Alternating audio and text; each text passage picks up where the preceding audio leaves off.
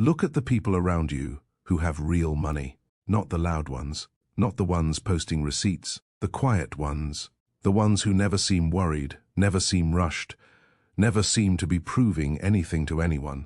And ask yourself an honest question. Why do they move so differently?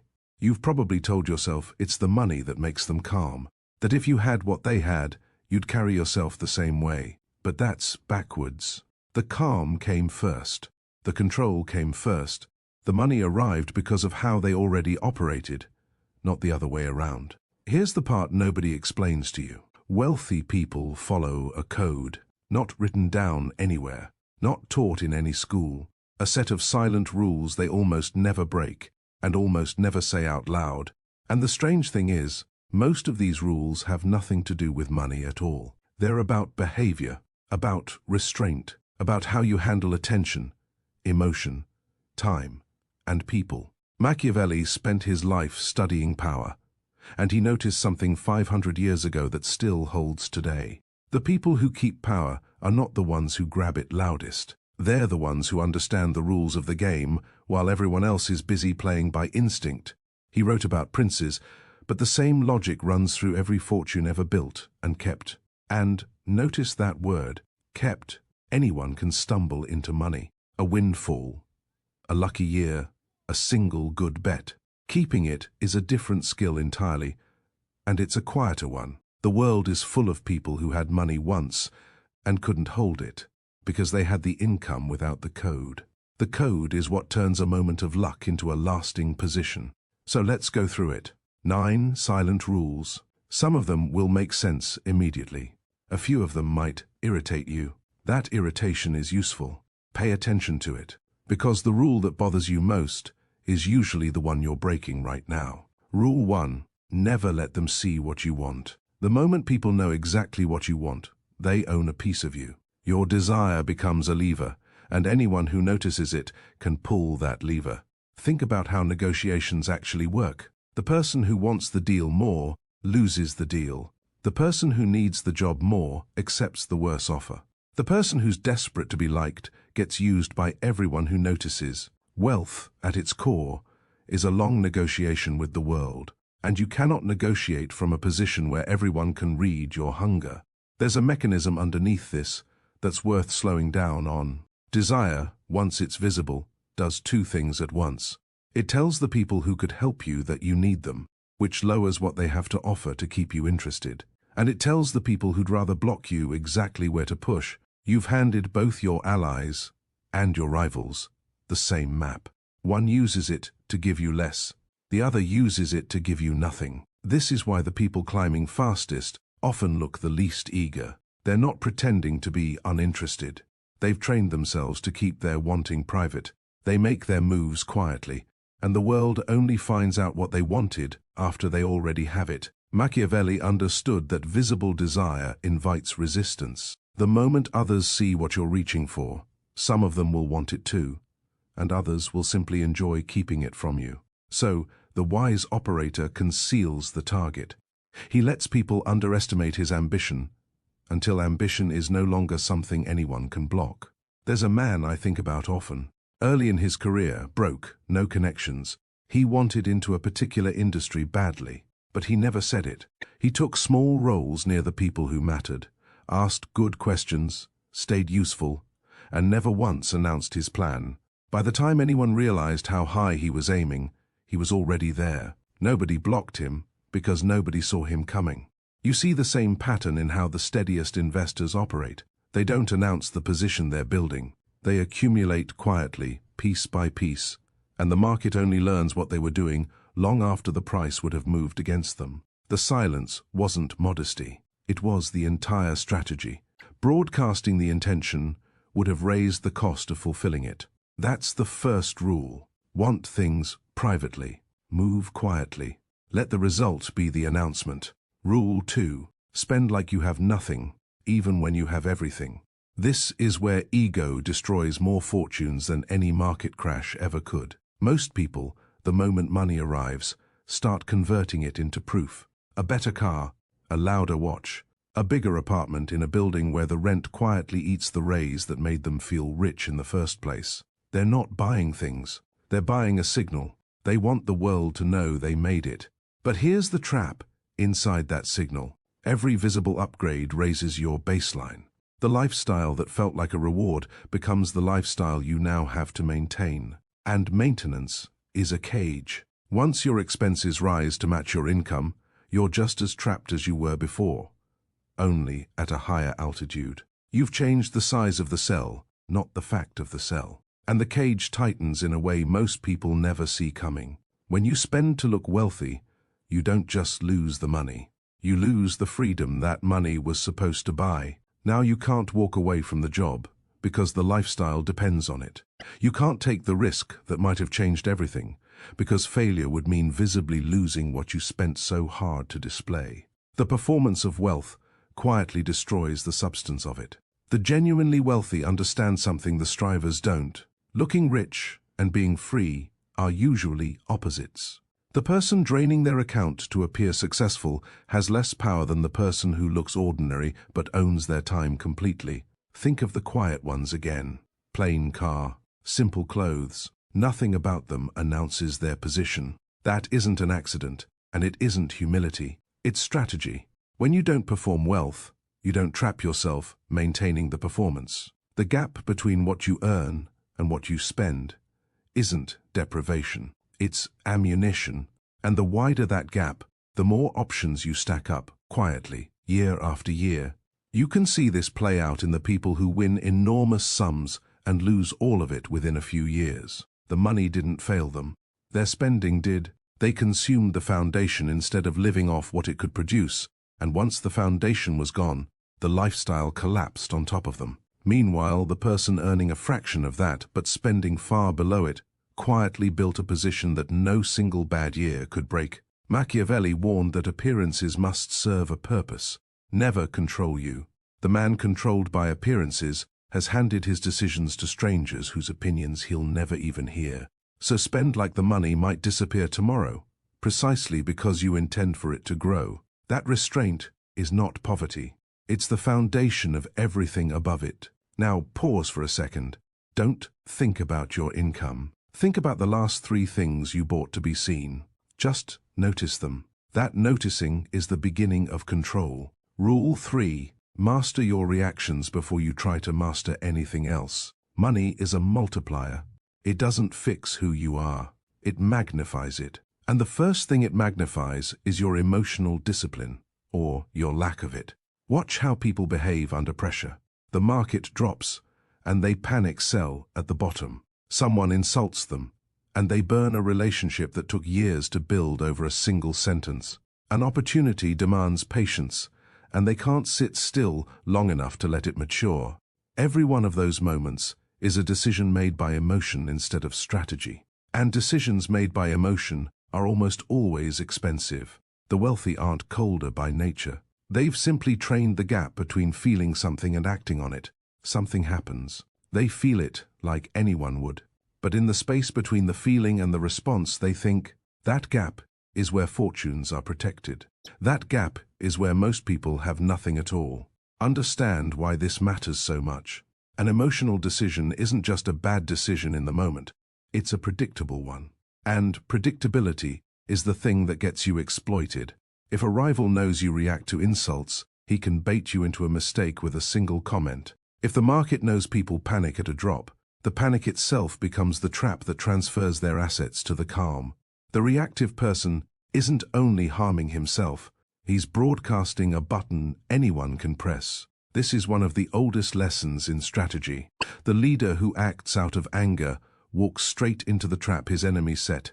The investor who acts out of fear sells exactly when he should hold. Reaction is a weakness anyone can exploit, because a reactive person is a predictable person, and a predictable person is easy to move. History is full of powerful men who lost everything not to a stronger opponent, but to their own temper. The general who attacked early because he was provoked. The ruler who executed an advisor in a fit of suspicion and lost the one mind that could have saved him. In every case, the external enemy didn't win. The internal one did. The composure was the missing armor. Machiavelli respected men who stayed composed when fortune turned against them. He had no use for those ruled by their impulses, because impulse can be triggered, and anything that can be triggered can be controlled by someone else. So before you chase a single strategy, build the one underneath all of them, the ability to feel the pull and not obey it. Train yourself to wait, to go quiet when others would lash out, to do nothing when nothing is the strongest move. The person who controls his reactions is negotiating from a fortress. Everyone else is negotiating in the open. From a fortress. Everyone else is negotiating in the open. Rule 4. Build things that work while you sleep. There are only two ways to make money. You trade your time for it, or you build something that earns without your constant presence. Almost everyone lives their entire life inside the first one and never seriously attempts the second. Trading time has a ceiling, and the ceiling is brutal. There are only so many hours in a day, and the moment you stop, the money stops with you.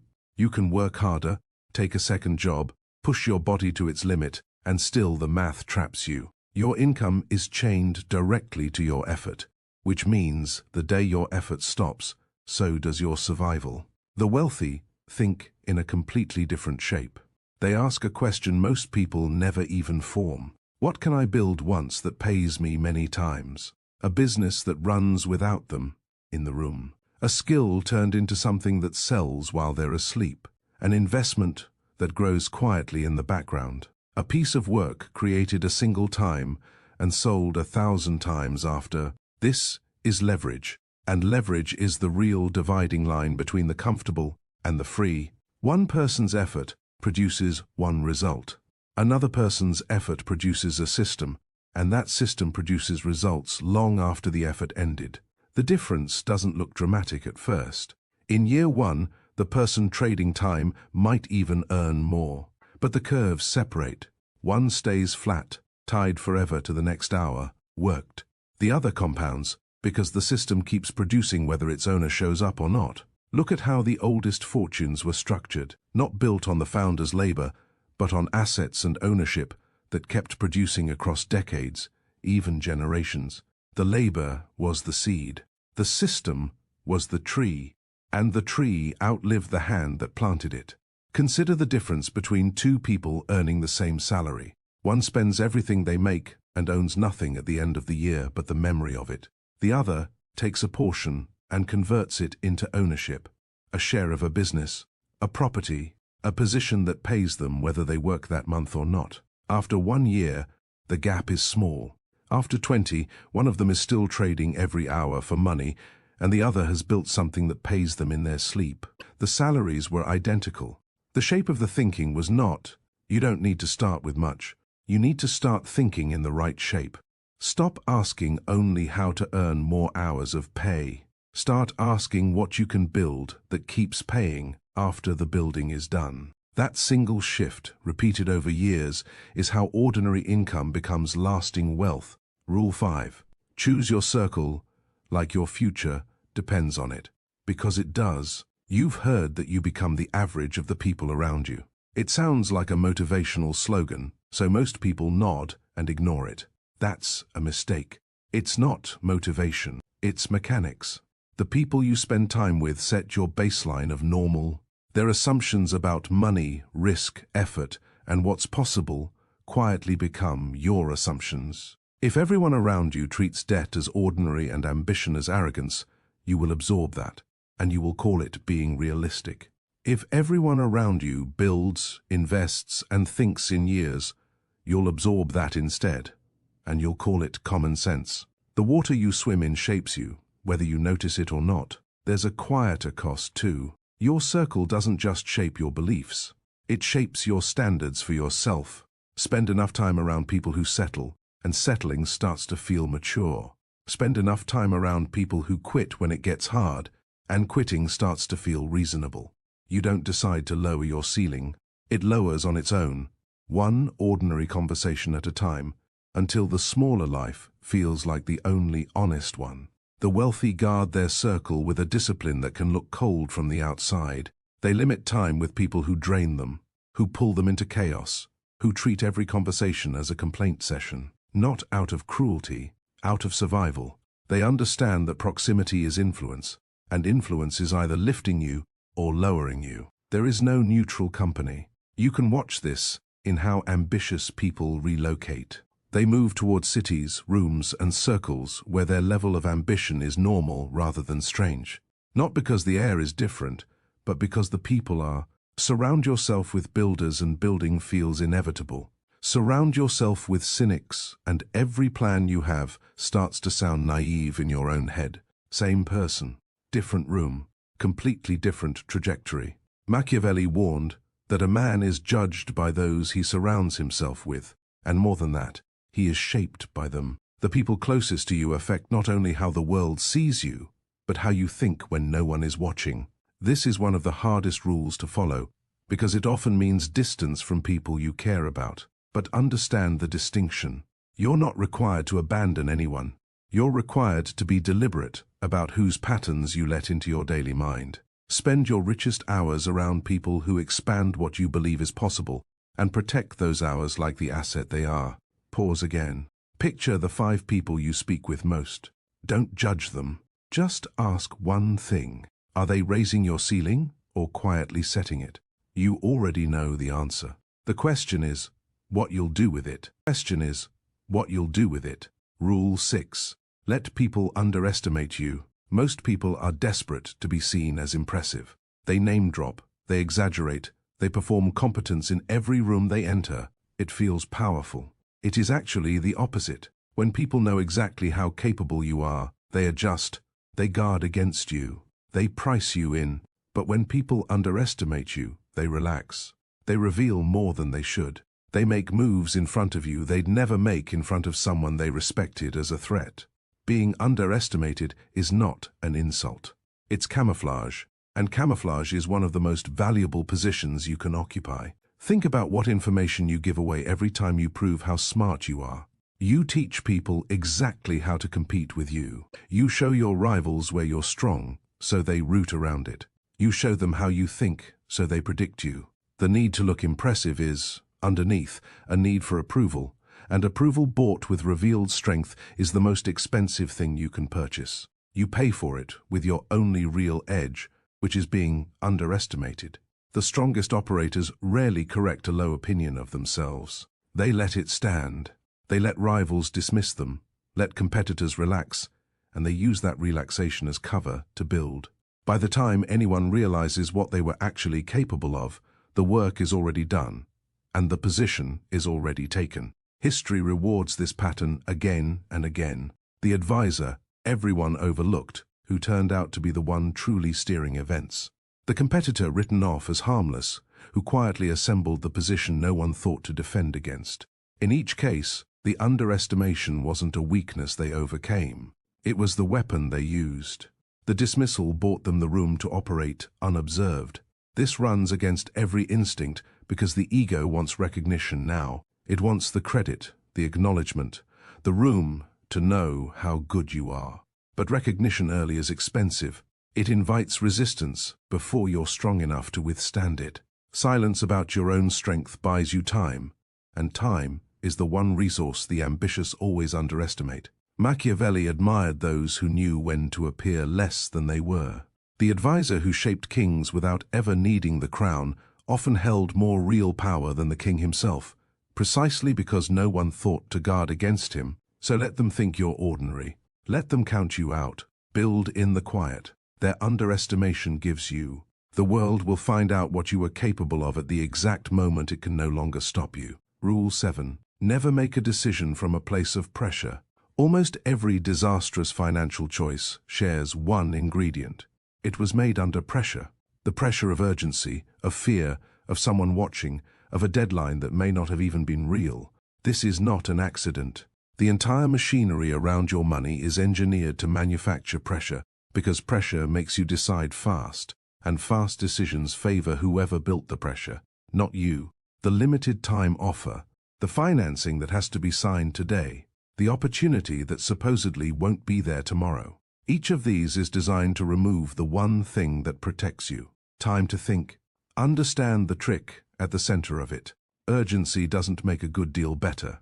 It only makes a bad deal harder to examine. If something is genuinely in your interest, it survives scrutiny. It survives a night of sleep and a second look in the morning.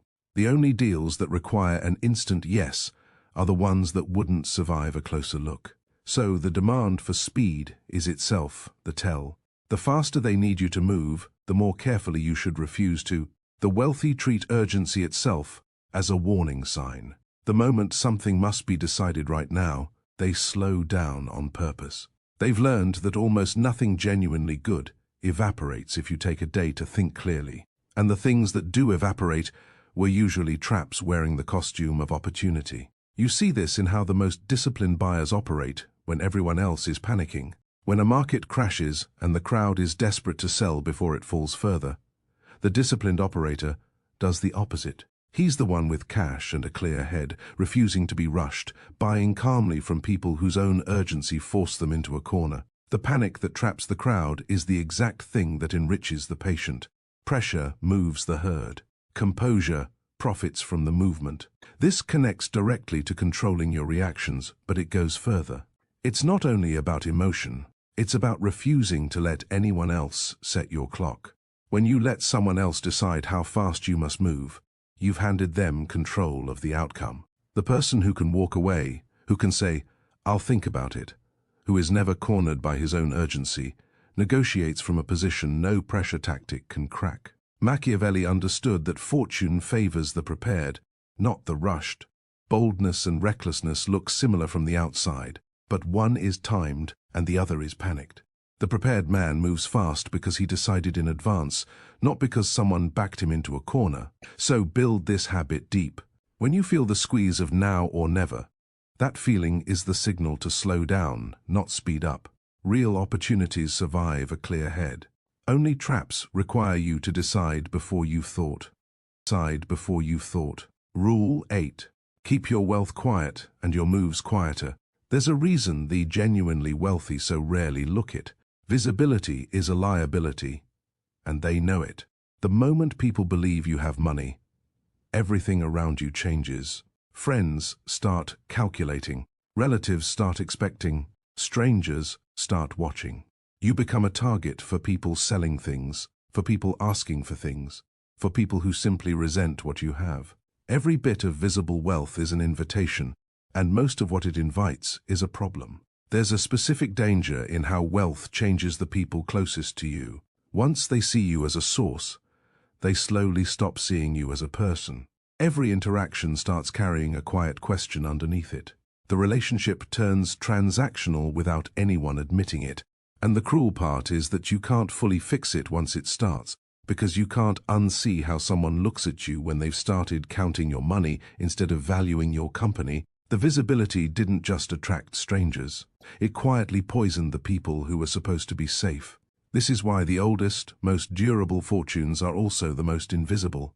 They move through structures, through entities, through layers that separate the person from the asset.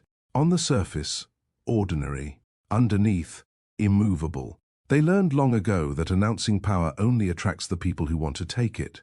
The great banking and merchant families that held influence across generations understood this in their bones. Their public image was often deliberately restrained, almost dull. Their real power ran underneath the surface, through quiet relationships and structures the public never saw.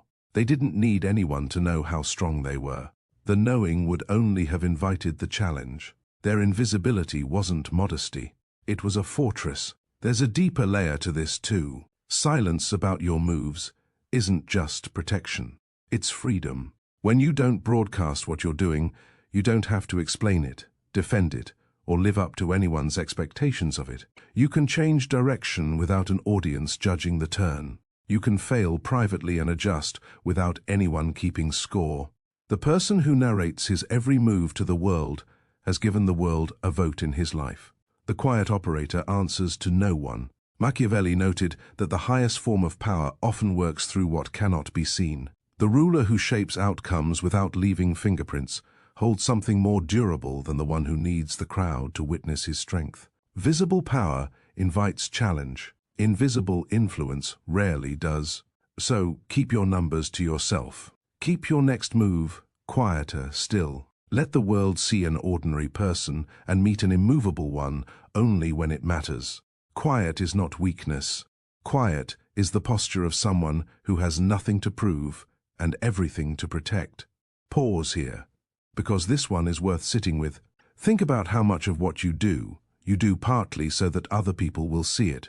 Strip that away for a moment. What would you still pursue if no one could ever know you'd achieved it?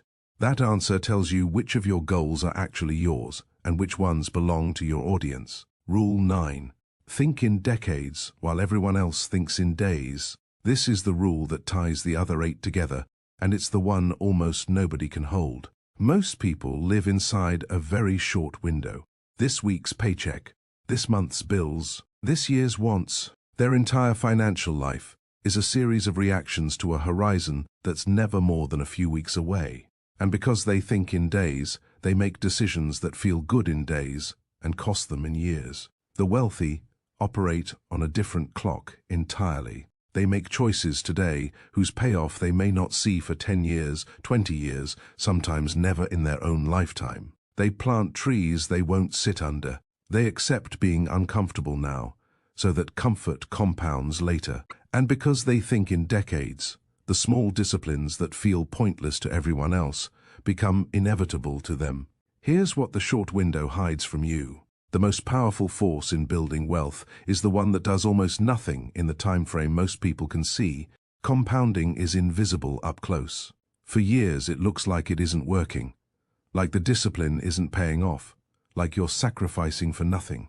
That long, boring stretch is exactly where almost everyone quits. They abandon the thing right before the curve would have bent upward, because their horizon was too short to see the bend coming. This is why the long view feels like a superpower, even though it's available to anyone. Compounding only rewards the patient. The investment that looks like nothing for years suddenly becomes everything, but only for the person who didn't abandon it during the boring stretch. The skill that takes a decade to master pays for the rest of your life, but only if you didn't quit in year 2 when the results were still invisible. Machiavelli understood that the greatest power isn't the kind you seize today. It's the kind built into structures that outlast you. The fortunes that lasted generations weren't chasing the next quick win. They were thinking in lifetimes while their rivals chased the season. Look at anyone who built something that lasted. Behind the result, there's almost always a long stretch the public never saw, where they were building with no applause, no proof, no reward except the slow accumulation itself. Then one day the work became visible, and people called it sudden. It was never sudden. It was decades of quiet effort that finally crossed the line into something the short-sighted world could finally see. Here's the uncomfortable truth. Underneath all of this, the gap between you and the people you envy is rarely talent and rarely luck. It's time horizon. They were willing to be patient when patience felt like losing. They kept building while everyone else was consuming, and one day the gap that grew quietly for years became impossible to close, and people called it luck. It was never luck. It was the long view, held with discipline, while the world chased what was loud and immediate. So here's where this leaves you. These 9 rules aren't really about money at all. They're about who you become. Wanting privately, spending below your means while everyone performs above theirs, controlling your reactions, building things that outlast your effort, choosing your circle with intent, letting yourself be underestimated, refusing to decide under pressure, staying quiet, thinking in decades. None of these require permission, a higher income, or a perfect moment. They require a decision. And notice something about all 9 together. Not one of them is a trick. Not one is a tactic you deploy on a Tuesday and forget. They're all postures, ways of carrying yourself through every decision, every conversation, every year. That's why they're so rare. Anyone can use a tactic once. Almost no one can hold a posture for a decade. But the people who do stop having to chase wealth because they've become the kind of person it accumulates around. And that's the part most people can't face. They'll hear all of this, agree completely, feel something shift for an afternoon, and then return to exactly who they were yesterday. Because understanding a rule and living it are separated by the one thing in shortest supply. The the willingness to be different long enough for it to matter.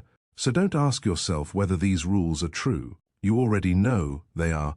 Ask yourself a harder question. Which one have you been breaking the longest? Find that one. Start there. Not next month. Not when things settle down. Today, with the next decision you make. Because the people who built quiet, lasting wealth weren't smarter than you. They weren't luckier. They simply started following the code while everyone around them kept playing by instinct. The code is in front of you now. What you do with it is the only thing that was ever actually in your control. If something here got under your skin, that's worth paying attention to. Most people will close this and change nothing.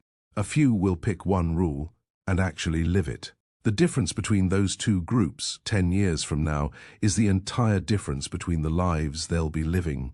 You already know which group you want to be in. Now prove it. Already know which group you want to be in. Now prove it.